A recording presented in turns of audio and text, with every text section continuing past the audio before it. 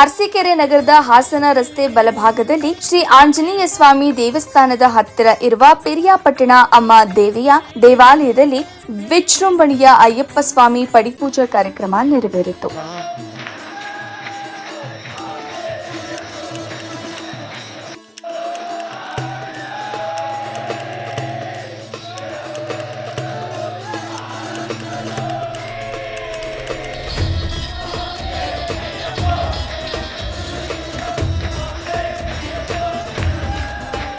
ಅಯ್ಯಪ್ಪ ಭಕ್ತ ಮಾಲಾಧಾರಿಗಳು ಕಾರ್ತಿಕ ಮಾಸದಲ್ಲಿ ಮಾಲೆಯನ್ನ ಧರಿಸಿ ಶಿಸ್ತಿನಿಂದ ವ್ರತವನ್ನ ಆಚರಿಸಿ ಶ್ರೀ ಅಯ್ಯಪ್ಪನಿಗೆ ಶರಣು ಶರಣು ಎನ್ನುತ್ತಾ ಇರುಮುಡಿಯನ್ನ ಕಟ್ಟಿಕೊಂಡು ಶಬರಿಮಲೆಗೆ ಯಾತ್ರೆಗೆ ತೆರಳುತ್ತಾರೆ.